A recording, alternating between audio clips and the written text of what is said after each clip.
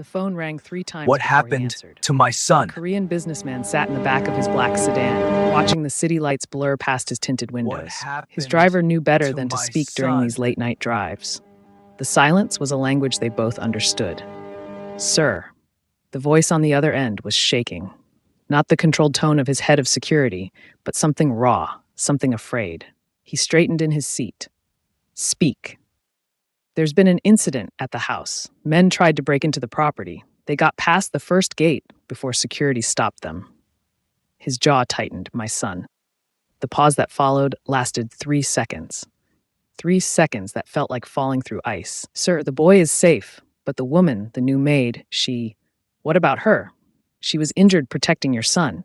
She pushed him out of harm's way when the intruders broke through the garden door first Nenny. She's being taken to Seoul Central Hospital now." The phone slipped slightly in his grip. The city lights stopped blurring. Everything stopped. "Which hospital?" "Seoul Central. They're taking her to the emergency room now." "Sir," they're saying. He ended the call. "Seoul Central, now." The driver didn't ask questions. The car accelerated into the night. 48 hours earlier, none of this had seemed possible. 48 hours earlier, she was just another employee, another face in a house full of staff who kept their heads down and their mouths shut. Nobody special. Nobody who mattered. She had arrived on a Tuesday morning, carrying one small suitcase and wearing clothes that had seen better days. The head housekeeper, Mrs. Choi, had looked her up and down with barely concealed disapproval. "You're the one from the agency?" Mrs. Choi's tone suggested she'd been expecting someone different, someone who fit a specific mold. "Yes, ma'am. I was told you needed help with general housekeeping. We need someone who can follow instructions without questions. This isn't a normal household. Do you understand?" She understood more than Mrs. Choi realized. She understood that this house sat behind gates that regular people didn't pass through. She understood that the men in dark suits were security personnel. She understood that questions led to very short employment, and sometimes worse. "I understand, ma'am." Mrs. Choi handed her a uniform, still wrapped in plastic. "Your quarters are in the East Wing, 3rd floor. You start at 6 tomorrow morning. Don't wander. Don't speak unless spoken to. And stay away from the upper floors unless specifically instructed." "May I ask why?" Mrs. Choi's expression hardened. "That's exactly the kind of question you shouldn't ask." The other staff members were polite but distant. During dinner in the staff kitchen that first evening, conversations died when she entered. She ate quickly, alone at the end of a long table, and noticed how the others watched her when they thought she wasn't looking. A young man, maybe 25, finally broke the silence. "You should be careful here." An older woman elbowed him sharply. "Don't start. I'm just saying what everyone's thinking. The last 3 people who worked here left suddenly. Enough." The older woman's voice cut through the room. She turned to the new maid. "Ignore him. He talks too much." But the young man leaned forward anyway, his voice dropping to a whisper. "They just left. One day they were here, the next day their rooms were empty. Nobody talks about it. Nobody asks why." The new maid met his eyes. "Thank you for the warning." She meant it. Information was survival, always had been. That night, lying in her small room with its single window overlooking the garden, she couldn't sleep. Not because of the warnings, though they sat heavy in her stomach, but because of something else.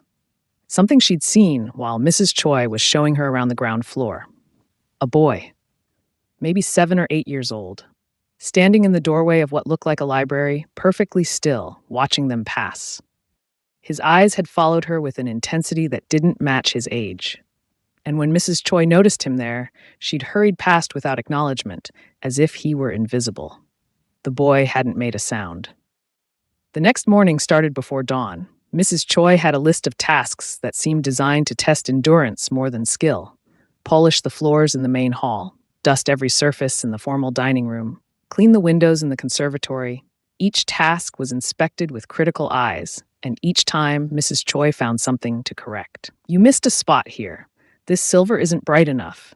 These curtains still have wrinkles." She redid everything without complaint. Survival meant swallowing pride. It was during her 3rd trip through the main hall that she saw the boy again. He was sitting on the grand staircase watching her work. This time, she was close enough to see his face clearly.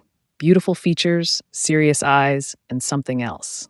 Something in the way he held himself, perfectly still, perfectly silent. She smiled at him. A small, genuine smile. Nothing more. He didn't smile back, but his eyes widened slightly and his head tilted to the side as if she'd done something unexpected. Mrs. Choi's voice cut through the moment. I told you not to bother the young master. I wasn't bothering him, ma'am. I was just... The young master doesn't interact with staff. Continue your work. But as she returned to polishing the floors, she felt the boy's eyes still on her. And she understood something that Mrs. Choi's warnings hadn't prepared her for. The boy was deaf. She recognized it immediately.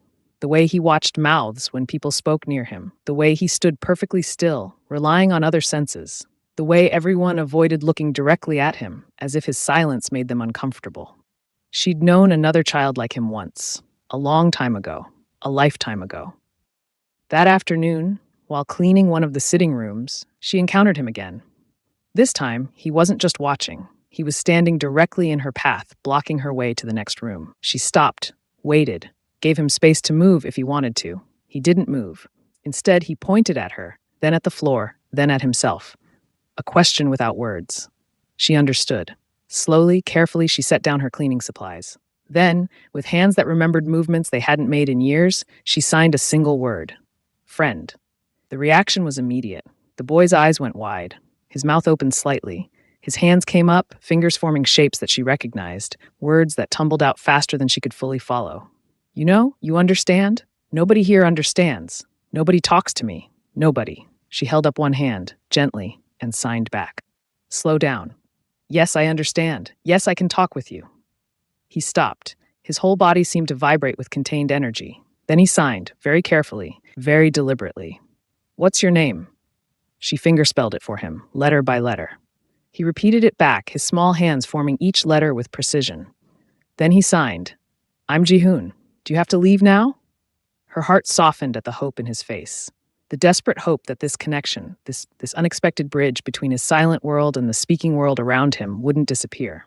I have work to finish, but I'm not leaving. I work here now. His smile, when it came, transformed his entire face. It was the smile of a child who'd been waiting a very long time for someone to see him. Mrs. Choi says I'm not supposed to bother the staff. She says I make people uncomfortable. You don't make me uncomfortable. Why not? She paused, choosing her signs carefully. Because I once knew someone like you. Someone who taught me that silence doesn't mean empty. Sometimes silence is full of words that others can't hear. He studied her face for a long moment, then signed. Who was it? The person you knew. The question hit harder than she'd expected. Someone I lost. Someone I wish I could have helped more. Before he could ask more, footsteps echoed in the hallway. Heavy footsteps. The kind that made the boy's expression change immediately from open curiosity to guarded neutrality. A man appeared in the doorway. Tall, sharp-suited, with eyes that scanned the room with careful attention. His gaze landed on the boy first, then shifted to her, still kneeling on the floor with her hands frozen mid-sign. The temperature in the room seemed to drop. What's happening here? His voice was quiet, carefully controlled. She stood immediately, bowing her head. I was just cleaning, sir.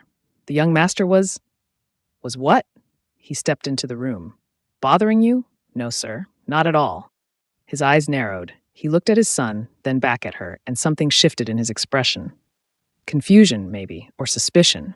You were using your hands. Why? She kept her voice steady. I was just communicating with the young master, sir. He seemed to want to ask something. Communicating. He repeated the word as if testing it for traps. You know sign language? Yes, sir. How? The question hung in the air between them. How did a housemaid from an agency know sign language? How did she happen to be the first person in this house who could speak to a child everyone else had written off as difficult to reach? She met his eyes directly. A calculated risk. I learned it a long time ago, sir, for personal reasons. He studied her for what felt like an eternity. She could feel him weighing her answer, measuring her words against whatever calculations ran through his mind. This was a man who built success on reading people, on knowing when they were lying, on sensing problems before they materialized. Finally, he spoke. My son doesn't need distractions. Yes, sir. She kept her voice neutral, professional, but inside, something cracked at the coldness in his tone. My son doesn't need distractions, as if connection was a distraction, as if his child's desperate loneliness was something to be managed rather than healed. The man turned to leave, then stopped. Without looking back, he said, "If he seeks you out again, you may respond, but your work comes first." It wasn't permission. It was a test. She understood that immediately. "Yes, sir." He left without another word. But Jihoon was still standing there, and when their eyes met, the boy signed something that made her chest tighten. "That's my father. He's afraid of me." "No, Jihoon, he's not afraid of you. Then why won't he look at me? Why won't he learn to talk to me?" She had no answer that wouldn't hurt him more. So instead, she signed, "Sometimes grown-ups forget how to connect. They get so busy protecting people that they forget how to love them." He considered this, his young face far too serious.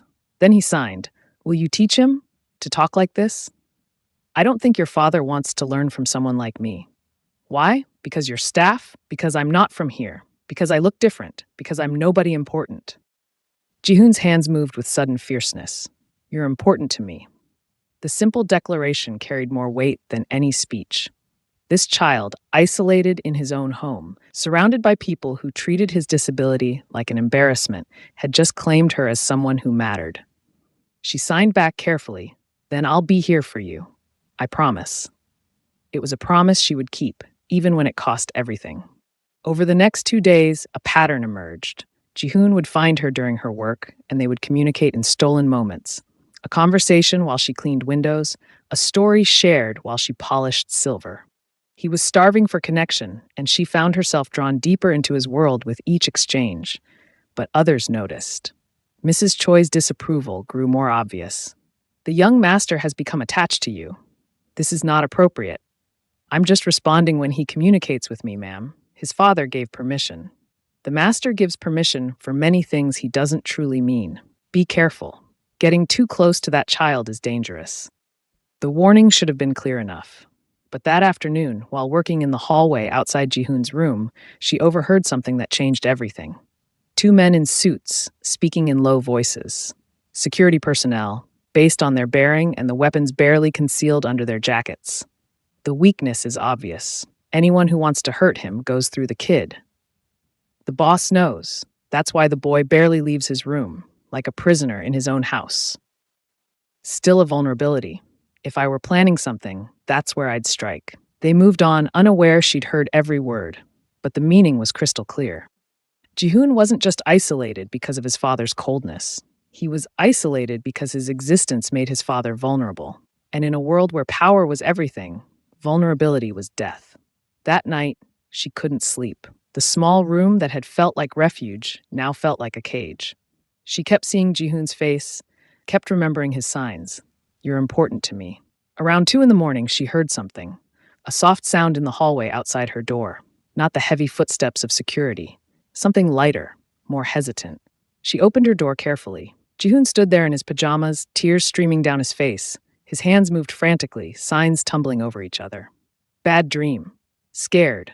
Father not home. Nobody hears when I'm scared. Nobody comes." She pulled him into her room without thinking, closing the door behind them. "I hear you. I'm here. You're safe." He collapsed against her, and she held him while he cried. Silent tears that shook his small body. All the loneliness, all the fear, all the confusion of being a child who couldn't make the world understand his pain. When he finally calmed, she signed, "Do you have nightmares often?" "Every night. Men with guns. Breaking things. Hurting father. Taking me away." Her blood ran cold. "Jihoon, have people tried to hurt you before?" His nod was small, reluctant. "Once. 2 years ago. Men came to the house. Father fought them. Lots of blood. I couldn't hear the fighting, but I saw everything through the doorway. Father told me to hide and I hid, but I saw. I always see." She understood then. The isolation wasn't just strategy. It was trauma. The boy had witnessed violence that no child should see, and his father's response was to lock him away, as if removing him from sight would remove him from danger. "Jihoon, listen to me. Nothing is going to happen to you. I won't let it." "You can't promise that. You're just..." He stopped himself, but she knew what he was going to say. "You're just a maid. Just staff. Just someone who cleans floors and stays invisible." She signed with absolute conviction, "I can promise that. And I do. If anyone tries to hurt you, they'll have to go through me first." He searched her face, looking for the lie, looking for the moment when adults said comforting things they didn't mean. But whatever he saw there made him believe. His arms wrapped around her neck, and he signed against her shoulder. Don't leave me. Please don't leave me like everyone else. I'm not going anywhere. She walked him back to his room, stayed until he fell asleep, then returned to her own quarters. But sleep didn't come, because she'd just made a promise that might be impossible to keep. And because somewhere in this house, in the dark hours when predators made their plans, people were seeing Jihoon as a target. The next day, the house felt different. Or maybe she was just seeing it clearly for the first time. The way security personnel positioned themselves at key points. The way certain staff members moved through the halls with unusual tension. The way Choi's eyes followed her more than necessary. Something was coming. She could feel it in her bones. That afternoon, while cleaning one of the upstairs sitting rooms, she found herself in an unexpected conversation. A woman, mid-40s, elegant in a way that spoke of money and education, was arranging flowers in a crystal vase. The master's sister, based on the family resemblance and the way staff treated her with deference. So you're the one who can talk to my nephew. The woman didn't look up from her flowers. Yes, ma'am. It's been good for him. I've noticed the change. He smiles now. He didn't used to smile. The observation caught her off guard. He's a wonderful child, ma'am. Yes, he is, which is why he's in such danger. Now the woman looked up and her eyes were sharp, knowing. You're aware, I assume, of the threats that come with this family. I've heard things, ma'am. My brother has made enemies, powerful enemies. Some of them would hurt Jihoon just to prove they could, just to show that even the strongest man has weak points. She placed another flower with precise care. Tell me something. If it came down to it, would you protect that boy? The question was a test. Everything in this house was a test. Yes, ma'am, I would. Even if it meant putting yourself in danger? Yes. The woman studied her for a long moment. I believe you, which is either very brave or very foolish. I haven't decided which yet. May I ask you something, ma'am? A slight nod. Why doesn't the master learn to communicate with his son? Why leave the boy so isolated? The woman's expression shifted. Something like pain crossed her face. Because my brother is terrified, not of enemies, not of violence, of connection. He loved once, loved completely, and it destroyed him when he lost her. Jihoon's mother. She died giving birth to that beautiful child, and my brother has never forgiven himself, or Jihoon. The revelation hit like a physical blow. He blames his own son, not consciously, but every time he looks at Jihoon, he sees her, sees what he lost, and the boy's deafness, he takes it as proof that he's cursed, that everything he loves becomes broken. That's not fair to Jihoon. No, it's not, but fair has never been a word associated with this family. The woman finished her arrangement and moved toward the door. Before leaving, she said, Be careful. People who get close to that boy either leave or disappear. I'd prefer you didn't do either. The warning echoed Mrs. Choi's words, but now she understood the stakes more clearly. This wasn't just about employment or household politics. This was about a child caught in the crossfire between his father's fear and his father's enemies. That evening, Jihoon appeared in the kitchen while she was helping prepare dinner. The cook frowned but said nothing as the boy tugged on her sleeve. Can we talk? Outside? They walked to the garden, where late summer flowers bloomed in careful rows. In the fading light, his signs took on an urgency she hadn't seen before. Something's wrong. The security people keep looking at me strange, and father had men in his office today. Angry men. How do you know they were angry? I can feel it. The way they move, the way they slam doors. I can't hear, but I feel everything else twice as much, and everyone's afraid. She knelt down to his level. Jihoon, I need you to promise me something. If anything happens, if anything feels wrong, you come find me immediately. Doesn't matter what I'm doing, you find me. Why? What's going to happen? Nothing. I'm just being careful. But he wasn't fooled. His eyes, wise beyond their years, saw through the comfort. Quick question. Where are you watching from right now? Drop your country or city in the comments, hit the like button, and subscribe if you're enjoying this story so far. You're scared too, he signed. I can see it. She couldn't lie to him, not when he read the world through observation, through the tiny details others missed. Yes, I'm scared, but not for me, for you. Because of what those men said about me being the weakness, her heart stopped. You heard that conversation? I read their lips. I'm good at it. I have to be. His small hands trembled as he signed. They said someone might try to take me, to hurt father by hurting me. She pulled him close, her mind racing. He'd been carrying this fear alone, processing threats that would terrify an adult with no one to talk to about it, until now. Listen to me very carefully. Your father has protected you for years. His whole life is built around keeping you safe. And now you have me too. Nothing is going to happen. But what if? No what ifs. We stay alert. We stay together when possible. And we trust that the people here know what they're doing. Even as she signed it, she wondered if that trust was misplaced, because the uncomfortable truth was settling into her bones like winter cold. Security could be breached, guards could be bought, and a child, even in a fortress, was never truly safe when powerful people wanted to send a message. They returned to the house as darkness fell completely. But Jihoon held her hand the entire way, something he'd never done before. The gesture spoke louder than any signs. He was terrified, and she was the only anchor he had. That night, she didn't sleep at all.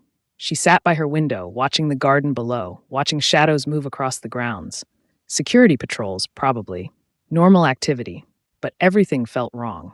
The air itself seemed to be holding its breath. At midnight, her door opened without warning.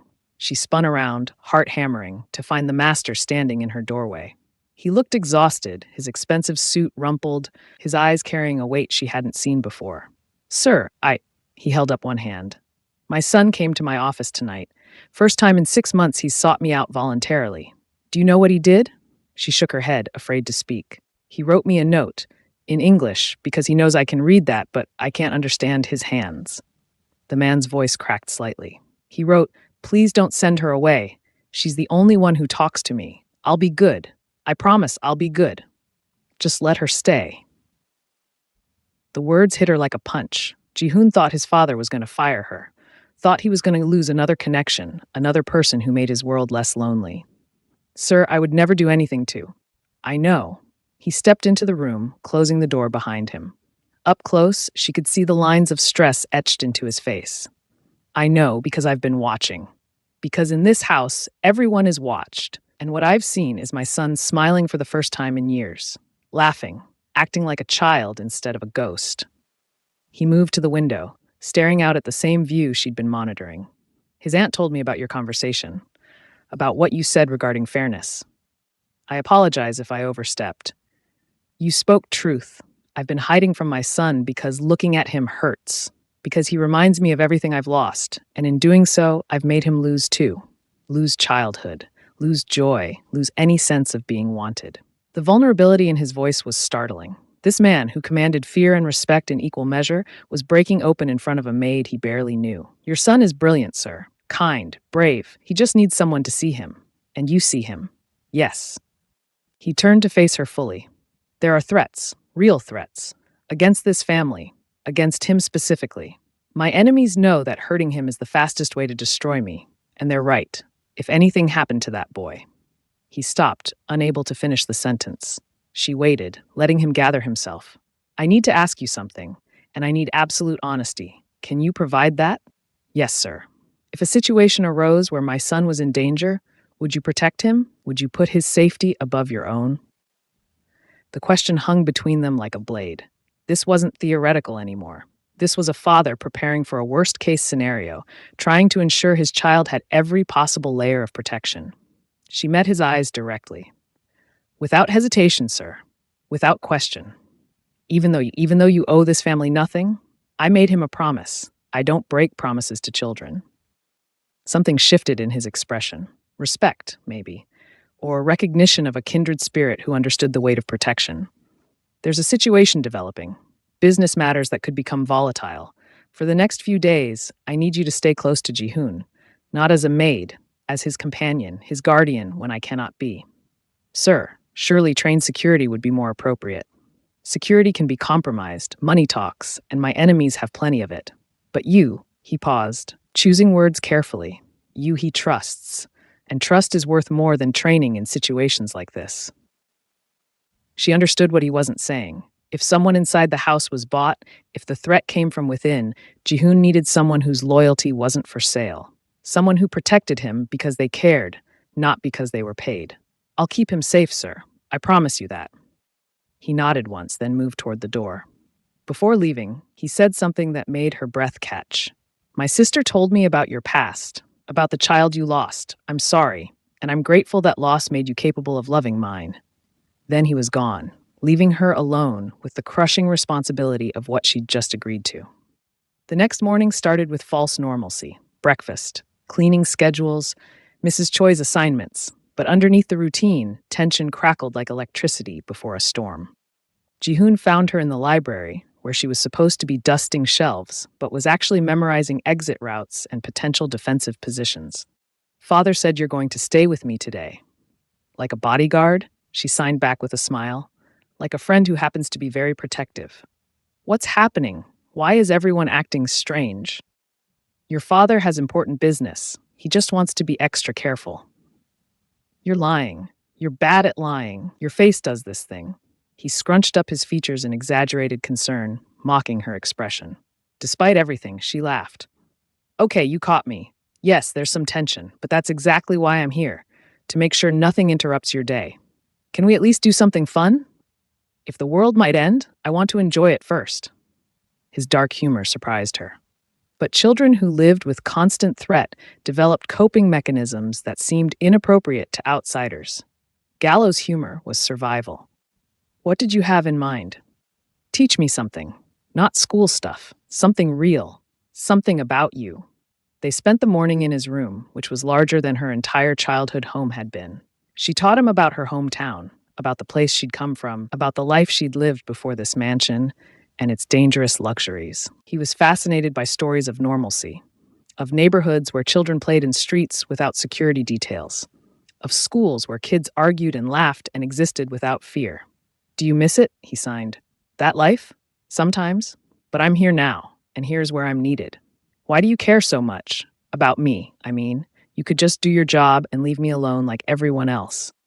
The question deserved honesty, because once, a long time ago, I knew a child who needed someone to see him, to really see him, not just look past him. And I was young and didn't understand how to help. By the time I learned, it was too late. He was gone. What happened to him? He got sick, the kind of sick that medicine couldn't fix. And he died alone because the people who should have loved him were too busy or too scared or too selfish to sit with him at the end. Jihoon's eyes filled with tears. That's the saddest thing I've ever heard. It is, which is why I promised myself that if I ever had another chance to be there for a child who needed someone, I wouldn't fail again. He threw his arms around her neck. I'm glad you failed before, because it brought you here. To me. Is that selfish? No, sweetheart. That's human. They were still hugging when the first sound of breaking glass echoed from somewhere below. She pulled back instantly, every nerve suddenly alert. Jihoon's eyes widened in question, unable to hear what she'd heard. She signed rapidly. Stay behind me. Don't make a sound. Something's wrong. More sounds. Shouting. The sharp crack that might have been gunfire or might have been doors slamming. From Jihoon's room on the second floor, it was impossible to tell. She moved to the door, locked it, then pushed a heavy dresser against it. Not enough to stop determined intruders, but enough to slow them down. By precious seconds. Jihoon's hands shook as he signed. Is it happening? What I dreamed about? I don't know yet, but we're going to be smart. We're going to stay calm. Her phone buzzed, a text from an unknown number. Get the boy to the safe room. East wing, behind the painting, code 1992, now. It had to be from the master, or his sister, or security. But in the chaos, who could she trust? Another crash, closer this time. Definitely on the second floor now. Jihoon grabbed her arm, his face pale with terror. She pulled him close, thinking rapidly. The safe room was 3 hallways away. They'd be exposed, vulnerable. But staying here meant being trapped. The decision made itself. She grabbed his hand. We're going to move fast. Stay with me. Don't let go. She pulled the dresser away, opened the door carefully, and peered into the hallway. Empty. But the sounds of chaos grew louder, men's voices shouting orders. The heavy footsteps of people who didn't care about being heard. They ran. Pause for just 2 seconds. Comment where you're watching from, smash the like button, and subscribe because this story is about to get interesting. The hallway seemed endless. Every shadow looked like a threat. Every corner could hide danger. Jihoon's hand squeezed hers so tightly her fingers went numb, but she didn't let go. She would never let go. They turned into the East Wing corridor, 20 more feet to the painting, 15, 10. Behind them, a door crashed open. There, the boy. She didn't look back, didn't hesitate. She shoved Jihoon toward the painting, a massive portrait of some ancestor with stern eyes, and frantically searched for the release mechanism. Her fingers found a small indent in the frame's corner. She pressed. The painting swung outward, revealing a steel door with a keypad. 1992. The door clicked open just as footsteps pounded toward them. She pushed Jihoon inside and spun around. 3 men in dark clothes, faces covered, moving fast. The first one reached for the boy. She stepped between them. Move, this doesn't concern you. He's a child. He's our objective. Now move before this gets worse. She didn't move. Behind her, she felt Jihoon's small hands clutching her shirt, felt his silent terror vibrating through his whole body. She'd made him a promise. She'd looked into his eyes and sworn she would protect him. The man lunged forward. She sidestepped, using momentum against him, and he stumbled past her into the wall. Basic defense training from a life she rarely spoke about. Muscle memory that hadn't faded even after years of disuse. The second man wasn't as easily fooled. He grabbed her arm, twisted hard. Pain shot through her shoulder, but she used it, rolled with the motion, broke his grip. Her elbow connected with his chest, and he grunted, stepping back. But the third man was already moving past her toward Jihoon. She threw herself backward, her body becoming a shield between the intruder and the child. Close the door. She signed frantically to Jihoon. Lock yourself in. Not without you. Do it now. The man grabbed her shoulders, trying to push her aside. She planted her feet, refusing to budge. Every second she held them here was another second for security to arrive, another second for Jihoon to seal himself safely away. You're making a mistake, the man hissed. No, you are. She went completely limp suddenly, dropping all her weight. The unexpected shift made him stumble. In that split second, she twisted free and shoved Jihoon hard through the safe room door. Lock it, she mouthed desperately. Their eyes met, his face was streaming with tears, his hands moved in frantic signs. I won't leave you. You promised to trust me. Trust me now. Lock the door. Time seemed to stop. The world narrowed to just his face, his terror, his love. Then, with a sob she couldn't hear but could feel in her soul, Jihoon pulled the door closed. The lock engaged with a heavy metallic sound. She turned back to face the 3 men, her body trembling but her resolve absolute. At least he was safe. Whatever happened now, at least he was safe. The first man had recovered. He approached with cold purpose. That was a mistake. Maybe. But he's locked in. You can't get to him now. No, but you just made this personal. He reached into his jacket. Her heart stopped. She knew what was coming. Knew there was no escape now. But Jihoon was safe. That was all that mattered. The weapon appeared. Small, dark, pointed directly at her. Time slowed to a crawl. She thought about Jihoon behind that door, probably watching through whatever security cameras the safe room contained. She thought about the promise she'd kept.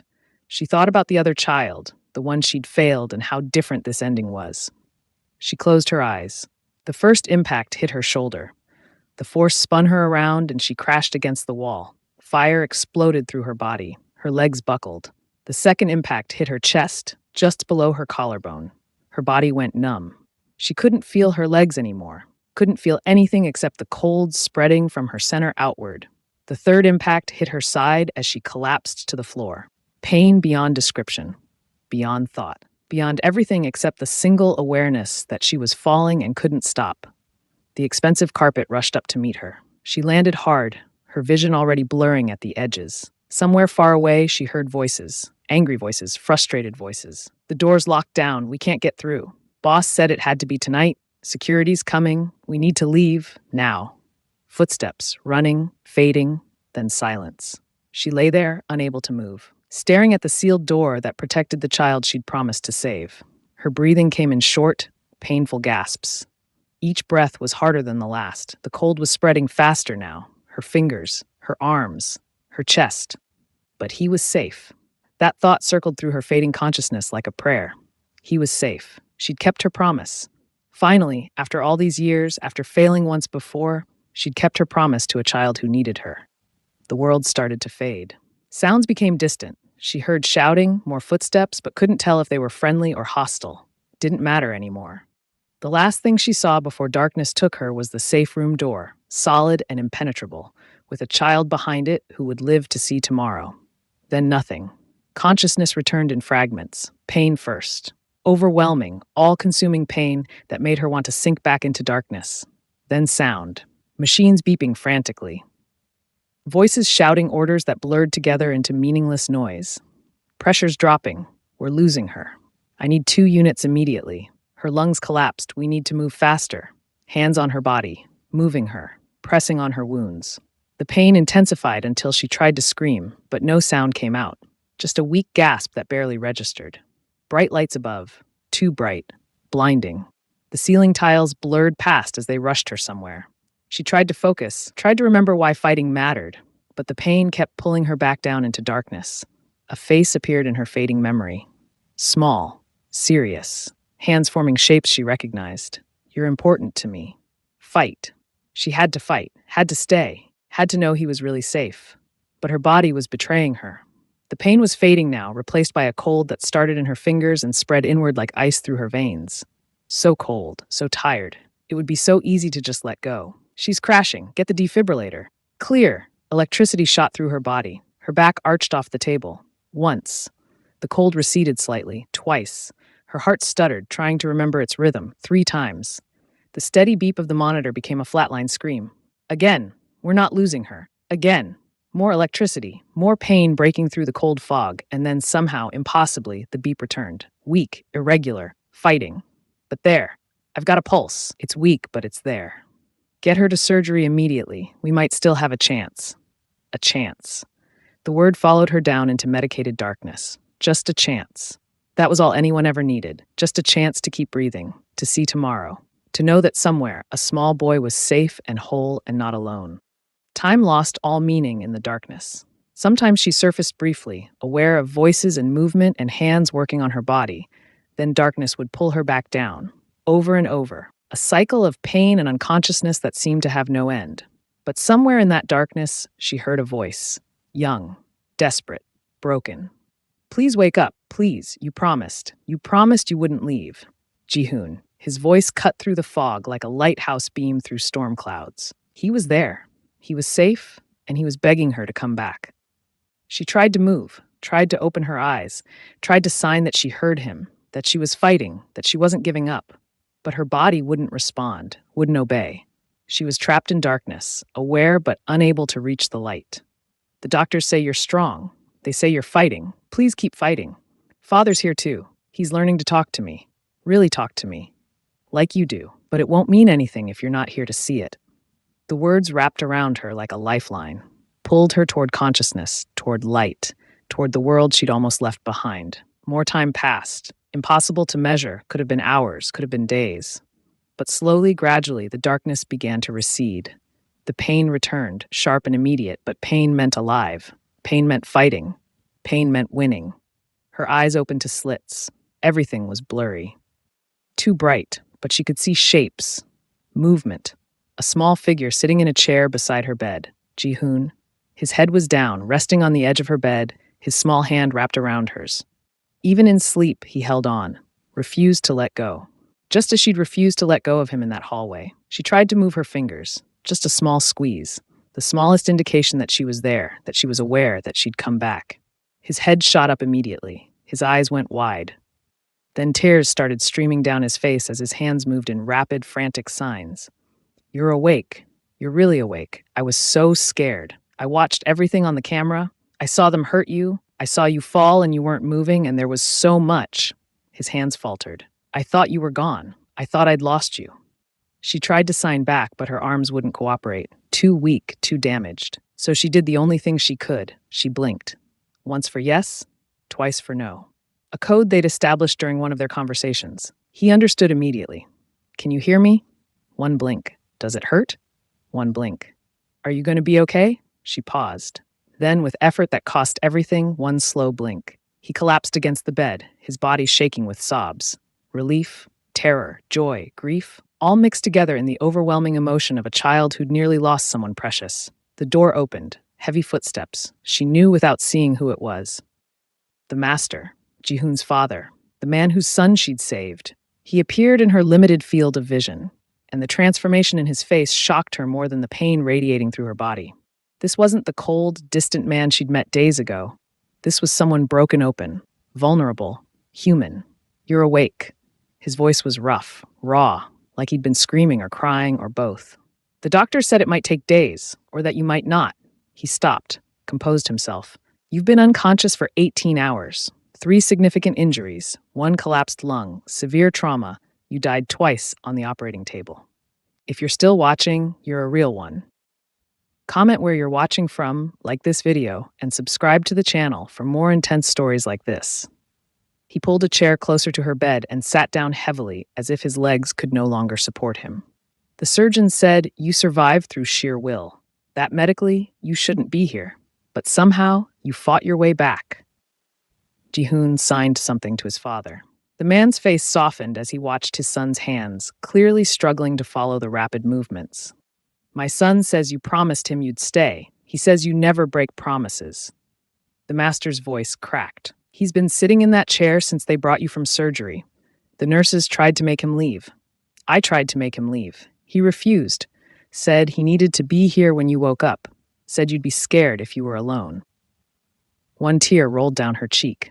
She couldn't stop it, couldn't wipe it away, could only let it fall as evidence of the emotion overwhelming her damaged body.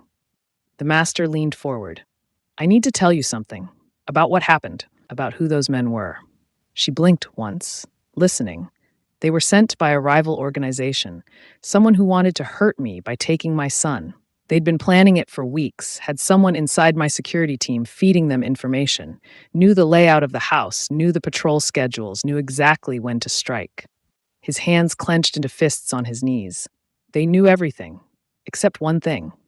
They didn't know about you, didn't account for a maid who would refuse to move, who would sacrifice herself for a child she'd known for 2 days." Ji-hoon signed again. His father turned to him, and this time slowly, awkwardly, he signed back. The gestures were clumsy, uncertain, but genuine. Ji-hoon's face lit up like the sun breaking through clouds. The master turned back to her. "I've started learning. It's slow. I'm terrible at it. But my son deserves a father who can talk to him. Really talk to him. Not just speak words he can't hear." He paused. "You taught me that. In 48 hours, you showed me what I'd been too afraid to see for 7 years." A doctor entered, interrupting the moment. She was middle-aged, professional, with kind eyes that had clearly seen too much suffering. "I need to examine her, and she needs rest. The fact that she's conscious is remarkable, but her body has been through severe trauma. We're not out of danger yet." The master stood immediately. "Of course. How long until we know she'll fully recover?" The doctor's expression grew cautious. "It's too early to say. The next few days will be critical. The injuries were extensive. Her shoulder will require multiple surgeries. The damage to her chest means breathing will be difficult for some time, and there's always risk of infection or complications. But she'll live." Ji-hoon's father's voice held an edge of desperation. "If she continues fighting the way she has been, yes, I believe she will." Ji-hoon refused to leave, even when the doctor insisted. Finally, they compromised. He could stay, but he had to sit quietly in the corner while they worked. He agreed immediately, his eyes never leaving her face. The examination was painful. Every touch sent fire through her nerve endings. Every movement reminded her of exactly how damaged her body was. But she endured it silently, watching Ji-hoon watch her, drawing strength from his presence. When the doctor finally finished and left, the master returned with his sister. The elegant woman who'd warned her about getting too close to the boy. Now she looked at her with something like awe. "I told you people who get close to that boy either leave or disappear. You did neither. You redefined what's possible." She moved closer to the bed. "I've watched my brother build walls for years, watched him push away everyone who tried to care, watched my nephew grow up lonely and isolated. In 2 days, you broke through what 7 years couldn't touch." She glanced at her brother. Tell her what you've decided." The master looked uncomfortable, uncertain. Then he spoke, and his words changed everything. "When you recover, and you will recover, you won't return to work as staff. You'll be offered a permanent position as my son's companion and guardian, with appropriate compensation, your own quarters in the family wing, full authority over his daily care and education, legal protection under my name." She tried to process his words, tried to understand what he was offering. This wasn't employment. This was adoption into the family structure itself. This was power and protection and belonging in a world that had always kept her on the outside. She blinked once. Yes, acceptance. Jihoon jumped up from his corner and ran to her bedside, signing rapidly. You'll stay? Really stay? Forever? She couldn't sign back, so she blinked again. Once, firm, definite. He turned to his father with pure joy radiating from his face. His hands moved in signs his father clearly struggled to follow, but the meaning was obvious. Thank you. Thank you. Thank you. Over the next 3 days, consciousness came and went in waves. Sometimes she'd surface to find Jihoon reading beside her bed. Sometimes his father, practicing signs from a book. Sometimes nurses checking monitors and adjusting medications. And once, in the deep hours of night, she woke to find them both there, father and son, sitting together, the man's hand resting awkwardly on the boy's shoulder while Jihoon slept with his head on her bed. The moment felt sacred, fragile, like a new family being born from the ashes of violence and sacrifice. On the 4th day, the breathing tube was removed. The first words she spoke, rough and painful, were to Jihoon. I'm here. I kept my promise. His tears soaked through her hospital gown as he clung to her, careful not to hurt her injuries, but desperate for connection. For proof that she was real and staying and wouldn't disappear like everyone else. I saw everything, he signed when he finally pulled back. On the security monitor. I saw them come at you. I saw you fight. I saw you fall and I couldn't do anything. I was safe and you were hurt and it was my fault. No, her voice was barely a whisper, but firm. Never your fault. My choice. I chose you. I would choose you 1,000 times. But you almost died. Almost. But I didn't. We're both here. Both safe. That's what matters. His father appeared in the doorway and she realized he'd been listening. Can I come in? She nodded. He entered slowly, as if entering sacred space. Then, with clear effort, he began to sign. The movements were slow and awkward, but the meaning was clear. Thank you, for my son, for teaching me, for everything. Jihoon's mouth fell open. His hands flew in response. Father, you did it. You said a whole sentence. The man's face cracked into a smile. A real smile, probably the first in years. I've been practicing.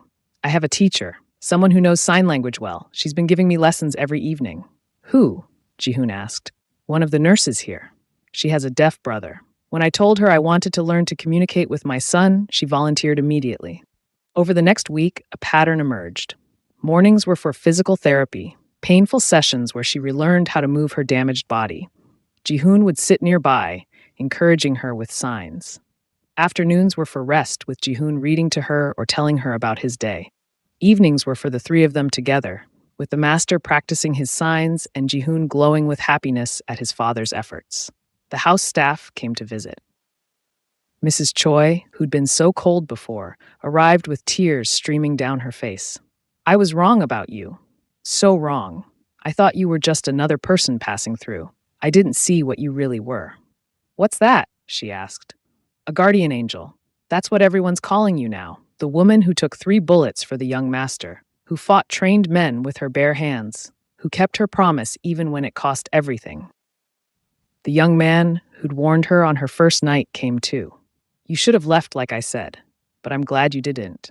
I've never seen the young master smile so much, or the master actually look at his son like he loves him. But the most unexpected visitor came on the 10th day. A woman in an expensive suit, carrying a leather briefcase. She introduced herself as the family's lawyer. I've been instructed to draw up papers, making you legal guardian of Jihoon, with equal custody rights to his father. It's unusual, but my client insists. He says his son needs you, and after what you did, he trusts you more than anyone else in the world. She looked at the master, who stood near the window. You're serious about this? Completely.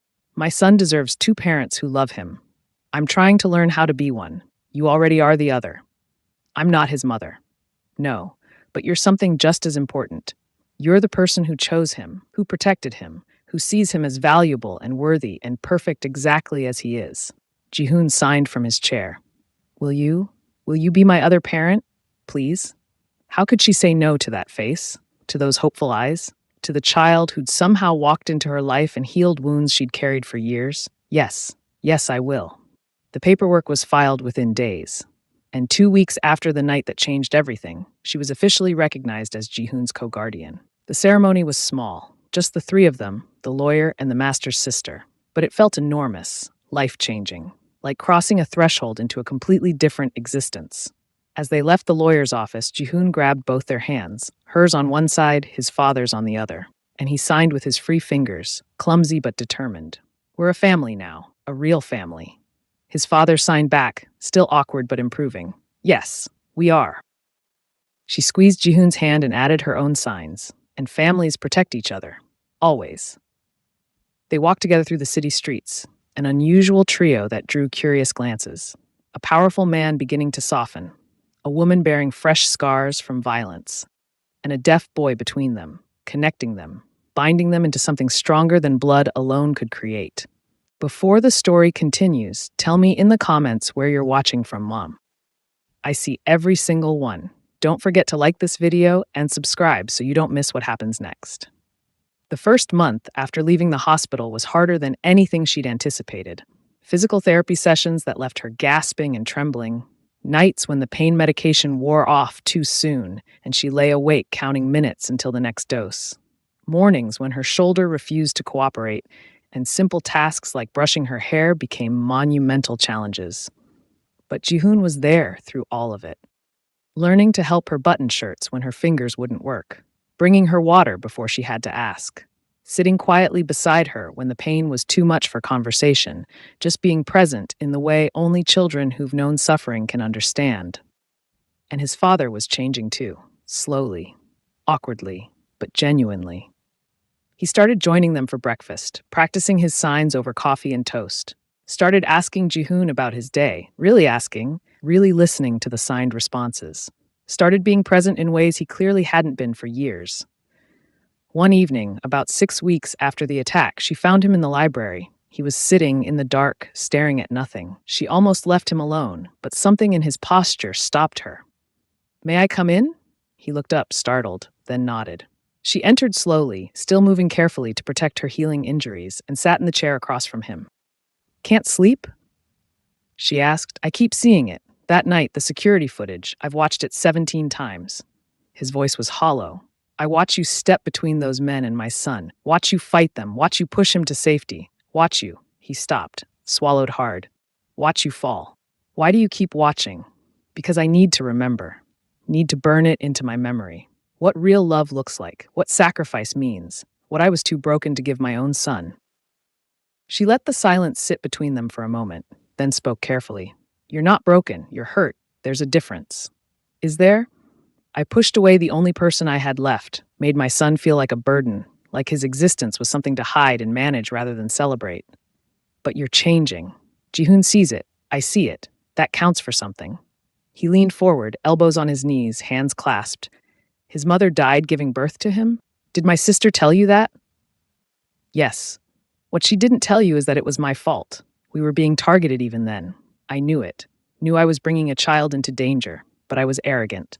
Thought I could protect everyone. Thought my power was enough." His voice cracked.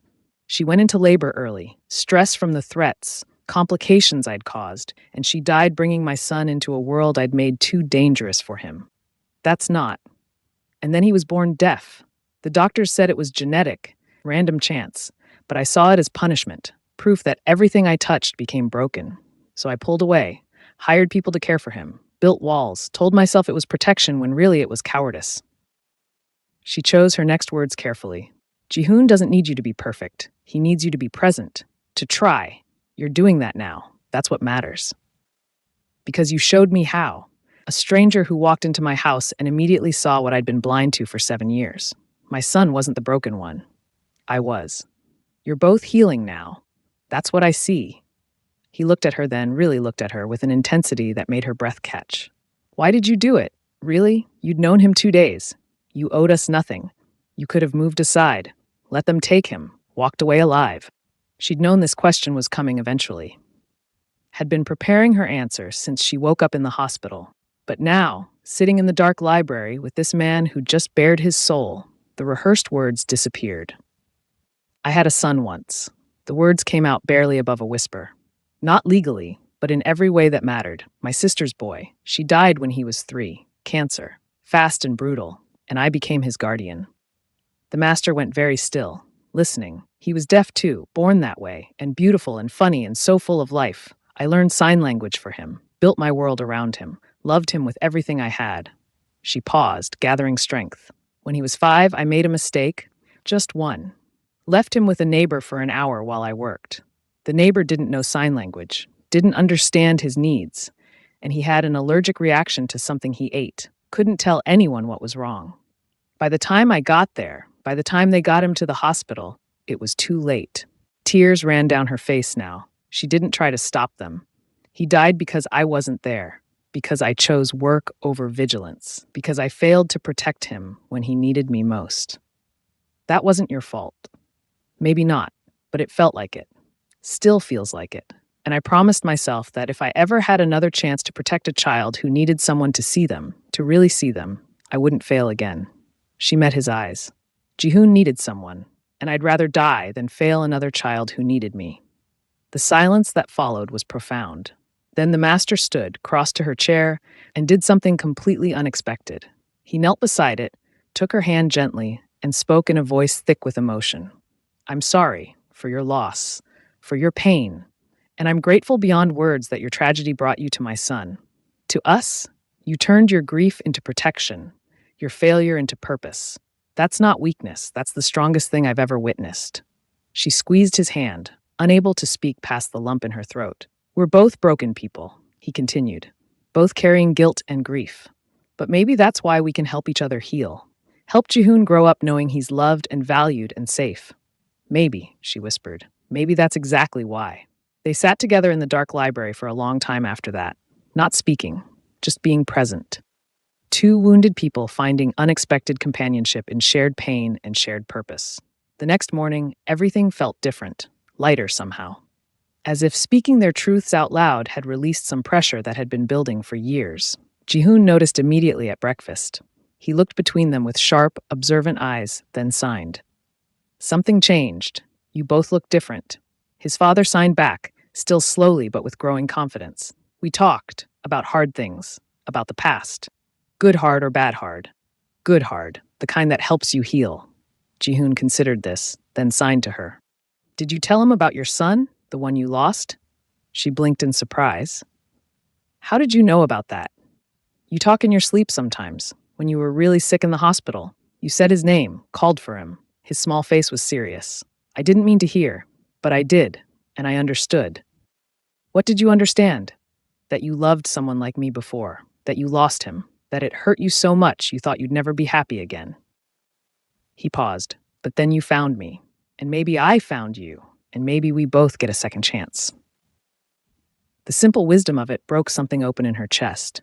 This child, who'd lived with loneliness and isolation, understood loss in ways most adults never would. Understood that love could hurt and heal in equal measure. Yes, she signed, a second chance for both of us. His father watched them with wonder in his eyes. My son is wiser than I ever gave him credit for. He's had to be, she replied. Children who grow up different learn to see things others miss. Over the following weeks, their unconventional family found its rhythm.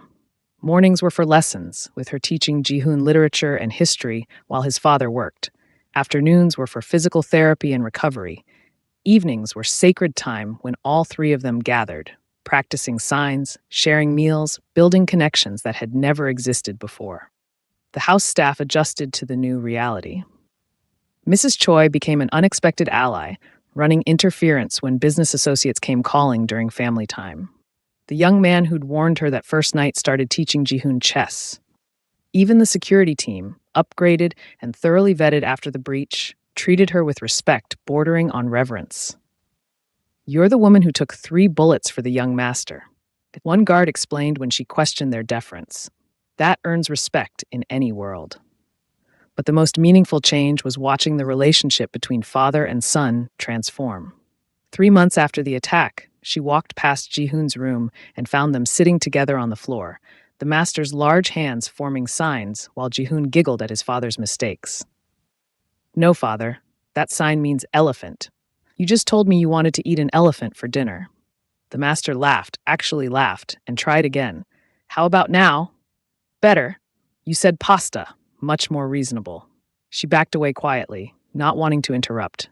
This was their moment, their connection, and it was beautiful. That night, after Jihoon was asleep, the master found her in the conservatory. She'd taken to sitting there in the evenings, surrounded by plants and moonlight, processing the surreal turn her life had taken. "He's happy," the master said without preamble. "For the first time since his mother died, my son is genuinely happy. So are you. I can see it in your face. Yes, which terrifies me."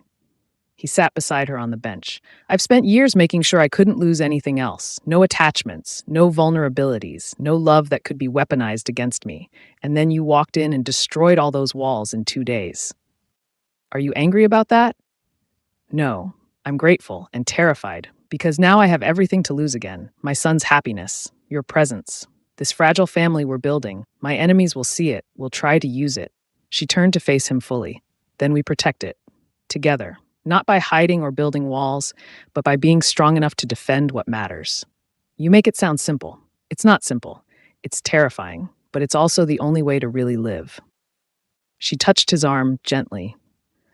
"You can't protect Jehoon from the world by keeping him isolated. You can only teach him to be strong enough to face it. And you can't do that if you're not willing to face it yourself." He covered her hand with his. "When did you become so wise?" "When I lost everything and had to learn how to live anyway." They sat together in comfortable silence, watching moonlight filter through the glass ceiling, and she realized something profound. She'd come to this house looking for employment, for survival, for a way to keep moving forward after tragedy had hollowed her out. Instead, she'd found purpose, family, a second chance at the love she thought she'd lost forever. "Thank you," the master said quietly, "for saving my son, for saving me, for showing us both what family actually means. Thank you for letting me stay, for giving me a place to belong. You'll always belong here. This is your home now. For as long as you want it. Forever then," he smiled. "Forever it is." If this story moved you, hit that subscribe button right now so you never miss stories like this. Smash the like button and drop a comment telling us which moment hit you hardest. Share this with someone who needs to hear it. We'll see you in the next video with another powerful story. Until then, remember, love is worth fighting for. See you soon.